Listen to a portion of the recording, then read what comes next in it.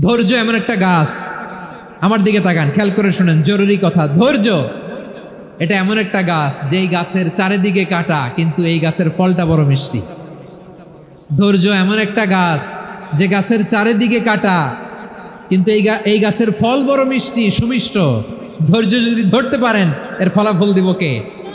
আমরা 16 বছর ধৈর্য ধরছি না? এই ফলাফল আমাদেরকে আরশের উপর থেকে দান করেছে কে? বিপদ আসবে, জুলুম আসবে, একটু ধৈর্য ধারণ করবেন, ফলাফল পেয়ে যাবেন, ঠিক কিনা বলেন? এজন্য আল্লাহ বলেন সাবিরিনা সাবিরাতি, ধৈর্যশীল বান্দা বান্দীদেরকে আমি বড্ড পছন্দ করি। وَلَنَبْلُوَنَّكُمْ بِشَيْءٍ مِّنَ الْخَوْفِ وَالْجُوعِ وَنَقْصٍ مِّنَ الْأَمْوَالِ وَالْأَنفُسِ وَالثَّمَرَاتِ وَبَشِّرِ الصَّابِرِينَ। আল্লাহ বলে এই জমিনে আমি ভয় দিয়ে, ক্ষুধা দিয়ে, জানমালের হানি দিয়ে, সম্পদ হানি দিয়ে তোমাদেরকে পরীক্ষা করব। এই পরীক্ষায় সফল হবে তারা ধৈর্য ধারণ করেছে যারা।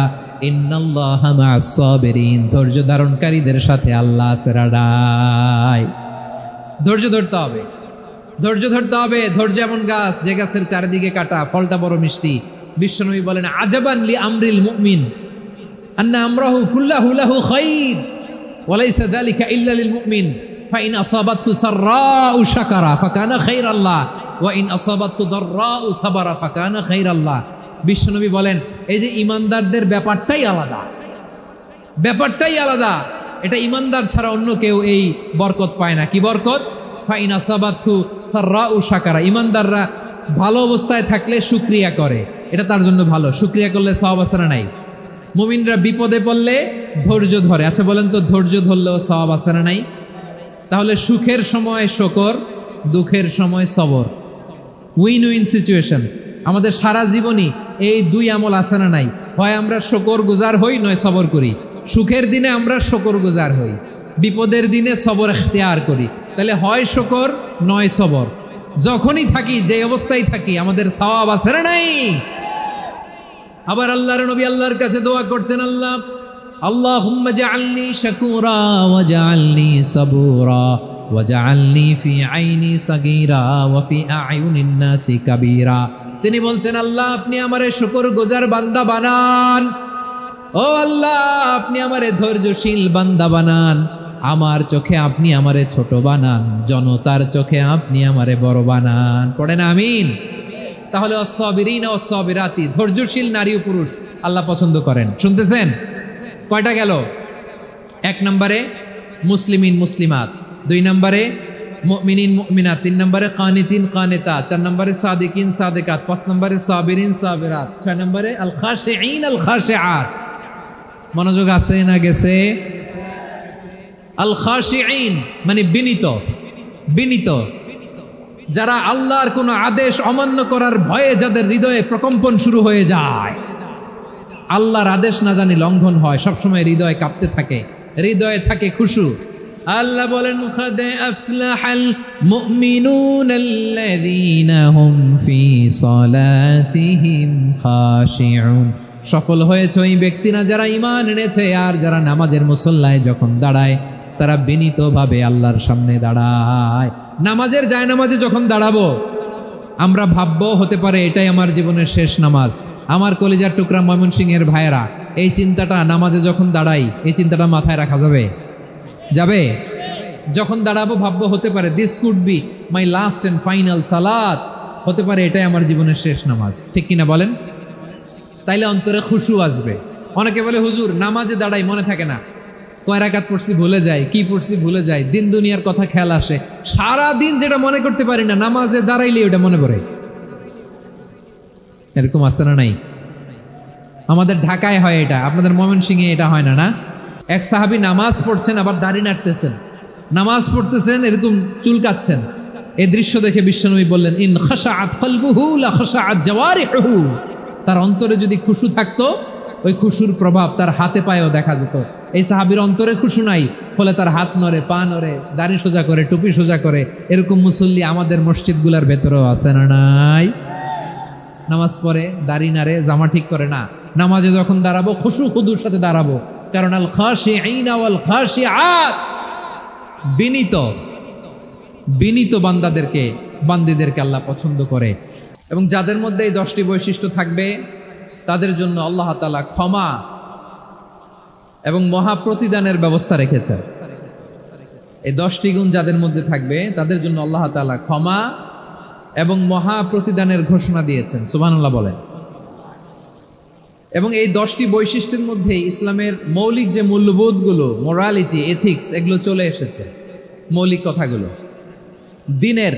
দিন ইসলামের প্রায় সকল অনুষঙ্গের সমাবেশ ঘটেছে এই আয়াতে। এবং এই আয়াতে পুরুষের পাশাপাশি নারীদেরকেও আল্লাহ তাআলা স্পেশাল গুরুত্ব দিয়েছেন। সুবহানাল্লাহ পড়বেন না? Gender equality in terms of getting rewards, প্রতিদান বা সওয়াব পাওয়ার দিক থেকে ইসলামে নারী পুরুষ সমান। অনেকে বলে ইসলাম নারীদেরকে ঠকিয়েছে, নারী পুরুষ নাকি সমান না। অনেক নারীবাদীরা বলেন, আমি প্রিয় বোনদের বলবো এই আয়াতের দিকে তাকান, সূরা আহজাবের 35 নম্বর আয়াতের দিকে তাকান। এই আয়াতে নারী পুরুষ সমান। সুবহানাল্লাহ বলেন তো সবাই। Gender equality in terms of getting reward, নেক কাজ করলে সওয়াব পাওয়ার ক্ষেত্রে পুরুষ যেমন নারীও তেমন। আল্লাহু আকবার। দান করলে পুরুষের যেমন সওয়াব নারীরও তেমন সওয়াব। রোজা রাখলে পুরুষের যেমন সওয়াব নারীরও তেমন সওয়াব। নাকি পুরুষ রোজা রাখলে বেশি সওয়াব, নারী রোজা রাখলে কম সওয়াব? হ্যাঁ, ব্যাপারটা কি এরকম? আওয়াজ করে বলেন ময়মনসিংহ, ব্যাপারটা কি এরকম? না, ইকুয়াল। নেক কাজের সওয়াব বা প্রতিদান পাওয়ার দিক থেকে সবাই সমান, নারী কিংবা পুরুষ, কোনো পার্থক্য নাই। প্রিয় ভাইরা, এই আয়াতে পুরুষের পাশাপাশি নারীদের কথা বিশেষভাবে বলা হয়েছে। এই আয়াতটি নাজিলের একটা প্রেক্ষাপট আছে, শানে নুজুল আছে। আমাদের প্রিয় আম্মাজান উম্মে সালামা রাদিয়াল্লাহু তাআলা আনহা, উনি একবার আল্লাহ রাসূল সাল্লাল্লাহু আলাইহি ওয়াসাল্লামকে বললেন, ইয়া নবী আল্লাহ, মালি আসমাউর রিজালা ইউযকারুনা ফিল কুরআন ওয়ান নিসাউ লা ইউযকারনা।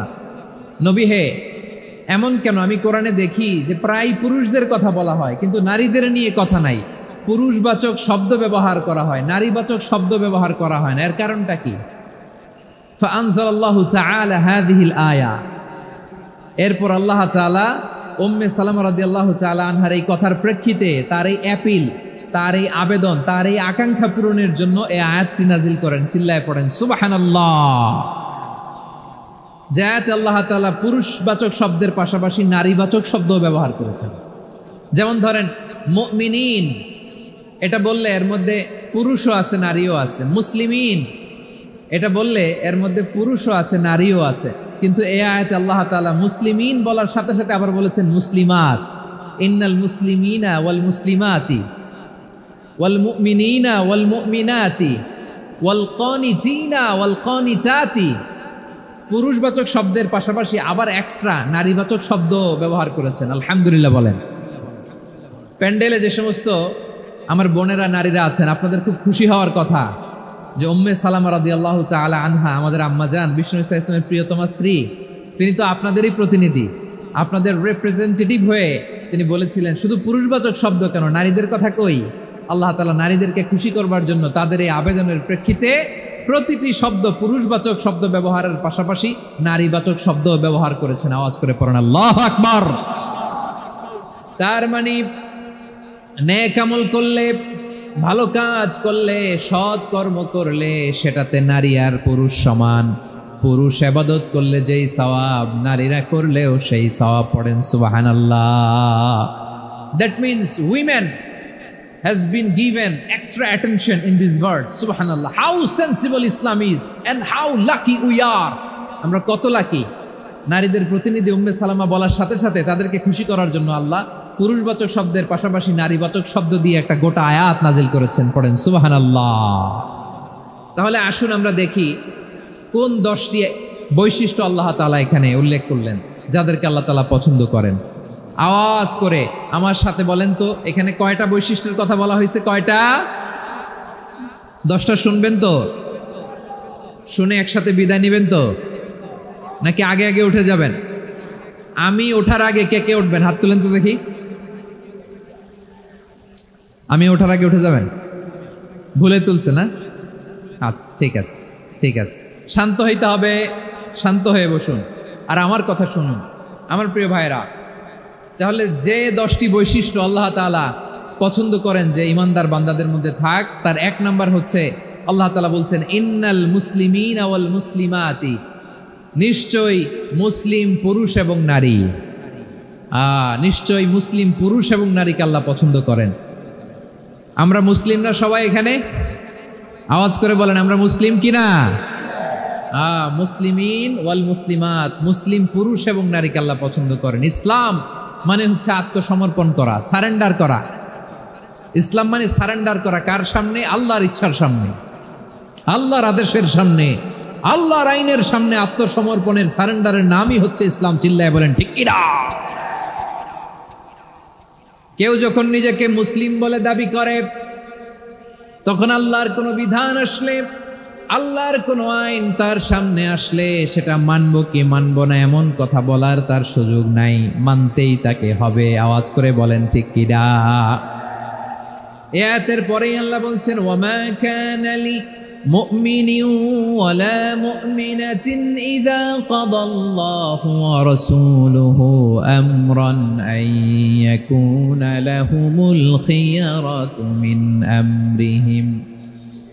আল্লাহর পক্ষ থেকে কোনো বিশ্বাসী নারী পুরুষের সামনে যখন কোনো বিধান আসে, কোনো আইন আসে, তখন সে আইন সে মানবে না এমন কোনো অপশন তার নাই। মানলেও হবে, না মানলেও হবে এমন কোনো অপশন আছে নাকি বলেন? এমন কোনো অপশন নাই। আল্লাহর আদেশ আসার সাথে সাথেই সেটার সামনে আমরা সারেন্ডার। ঠিক কিনা বলেন? আল্লাহর আদেশ আসলেই সারেন্ডার, আল্লাহর কথা আসলেই সারেন্ডার। এখানে আমার কথা চলবে? প্রিয় ময়মনসিংহবাসী আওয়াজ করে বলেন আল্লাহর আদেশের সামনে আমার নিজের কোনো ইচ্ছা আছে? আমার কোনো কথা আছে? যারা আল্লাহর আদেশের সামনে নিজেকে সঁপে দেয়, যারা আল্লাহর আদেশের সামনে নিজের ইচ্ছাকে বিসর্জন দেয়, যারা আল্লাহর বিধানের সামনে নিজের কথা, খায়েশ সবকিছুকে স্যাক্রিফাইস করে, তারাই হচ্ছে মুসলিম। সুবহানাল্লাহ বলেন। এজন্য আল্লাহ বলেন আমার প্রিয় বান্দাদের প্রথম বৈশিষ্ট্য তারা হচ্ছে ইন্নাল মুসলিমিনা ওয়াল মুসলিমাতি, তারা আমার বিধানের সামনে আত্মসমর্পণ করে, আমার আইনের সামনে আত্মসমর্পণ করে, আমার কথার সামনে তারা কোনো কথা বলে না।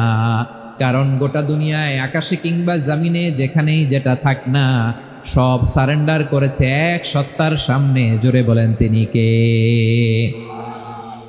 রব্বুল আলামিন বলেন ওয়ালাহু আসলামা মান ফিস সামাওয়াতি ওয়াল আরদি তাওআন ওয়া কারহা ওয়া ইলাইহি ইউরজাউন। আকাশ কিংবা জমিনে যেখানেই যেটা থাকে না সব কিছু সারেন্ডার করেছে একজনের সামনে। আওয়াজ করে বলতে হবে তিনি কে? সব আল্লাহর সামনে সারেন্ডার করে। সারেন্ডার আমরাও আল্লাহর ইচ্ছার সামনে সারেন্ডার। আল্লাহর কোনো বিধান দিয়ে যদি কেউ কোনো নসিহত করে আপনি শুনবেন না? না রেগে যাবেন? আল্লাহর আইন দিয়ে যদি আপনাকে আদেশ করা হয়, উপদেশ দেয়া হয়, আপনি শুনবেন না? নাকি রিঅ্যাক্ট করবেন? না, খবরদার, রিঅ্যাক্ট করা যাবে না। আল্লাহর বিধানের সামনে বিশ্বাসী বান্দার কোনো অপশন থাকে না, কথা থাকে না। চিল্লায় বলেন ঠিক কিনা? ঠিক যেমন সাইয়েদনা ইব্রাহিম আলাইহিস সালাম আত্মসমর্পণ করেছেন। আল্লাহ তাআলা বলেন ইয ক্বালা লাহু রাব্বুহু আসলিম ক্বালা আসলামতু লিরাব্বিল আলামিন। যখন আল্লাহ সাইয়েদনা ইব্রাহিম আলাইহিস সালামকে বললেন ও ইব্রাহিম ইসলাম ধর্ম গ্রহণ করো, আত্মসমর্পণ করো, সারেন্ডার করো, আল্লাহর খালিল ইব্রাহিম আলাইহিস সালাম কোনো কথা চিন্তা না করে, ডানে বায়ে না তাকিয়ে, কোনো কিছু না ভেবে মুহূর্তেই বলে আসলামতু লিরাব্বিল আলামিন। গোটা বিশ্বের রব আল্লাহর সামনে আমি ইসলাম ধর্ম গ্রহণ করলাম, সারেন্ডার করলাম। সুবহানাল্লাহ বলো। আল্লাহ বলতে দেরি, সারেন্ডার করতে দেরি নাই। এভাবে নিজেকে আল্লাহর সামনে সঁপে দিতে হবে।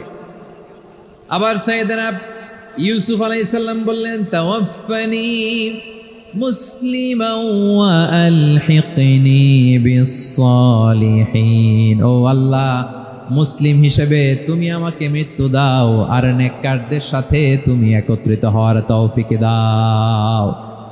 তাহলে আত্মসমর্পণকারী হিসেবে আমরা বাঁচতেও চাই, মরতেও চাই, ঠিক কিনা বলেন? আমার প্রিয় ময়মনসিংহবাসী, এই যে এই দিকটাতে আপনাদের কষ্ট হচ্ছে না? আপনারা যদি চিৎকার চেঁচামেচি করেন, সাউন্ড ঠিক হবে, ঠিক হবে, কারণ লক্ষ লক্ষ জনতা, সবাই চিৎকার করলে আমার সাউন্ড শুনবেন কি করে? এরপরে যে ধুলা বালি, খুব ডাস্ট, খুব নয়েজি এরিয়া হয়ে গেছে এই জায়গাটাতে। আমি বলবো জায়গা না পেলে পেছনে যান। আপনি ধাক্কাধাক্কি করে সামনে আসলে শৃঙ্খলা নষ্ট হবে। কোরআনের মাহফিলে শৃঙ্খলা নষ্ট করা কাম্য নয়। আওয়াজ করবেন না, বসে যান। বসতে না পারলে দাঁড়িয়ে থাকুন, না পারলে আস্তে আস্তে সেফ জোনে যান। যেখানে দেখতেছি ধাক্কা মারামারি, আমি ওখানে যাব কেন? কি বলেন? বাইরে অনেক শত শত এলইডি দেওয়া, এলইডিতে দাঁড়িয়ে শুনুন। এই জায়গায় ধাক্কা, ওই ধাক্কার মধ্যে আমি যে ধাক্কা দেওয়ার দরকার আছে বলেন তো? একটা জায়গায় এমনি ধাক্কা ধাক্কি, তো আমি রোজা রেখে ওইখানে ধাক্কি করলে পরিবেশটা কি ভালো হবে না খারাপ হবে? হ্যাঁ, একটু একটু দায়িত্বশীল আচরণ করুন, একটু দায়িত্বশীল আচরণ করুন। কেউ বললে আমি ঠান্ডা হবে এমন না, মেহেরবানি করে বসুন। পেছনের ভাইদেরকে দেখতে দিন, কথা শুনতে দিন, মেহেরবানি করে বসুন। মাশাআল্লাহ, এই তো মাশাআল্লাহ, ময়মনসিংহ অনেক কথা শুনে, মাশাআল্লাহ। হ্যাঁ, থামুন, বসুন। কেউ কিছু ছুঁড়ে মারবেন না, মেহেরবানি করে, খালি বোতল খালি কাগজ ছুঁড়ে মারবেন না, মাশাআল্লাহ। তাহলে 10টা বৈশিষ্ট্যের প্রথম বৈশিষ্ট্য হচ্ছে আমরা আল্লাহর সামনে সারেন্ডার করব। আল্লাহর আদেশের সামনে আমার কোনো অপশন নাই যে আমি এটা চয়েস করলেও পারি, না করলেও পারি, মানলেও পারি, না মানলেও পারি, এরকম অপশন এখতিয়ার কি আল্লাহ আমাকে দিয়েছে? না। সারেন্ডার, আল্লাহ তুমি যা বলেছো আমান্না, তা'না, আমান্না, আসলামনা, আল্লাহ মেনে নিলাম, শুনলাম, পালন করলাম। এটাই হচ্ছে মুসলিমের বৈশিষ্ট্য।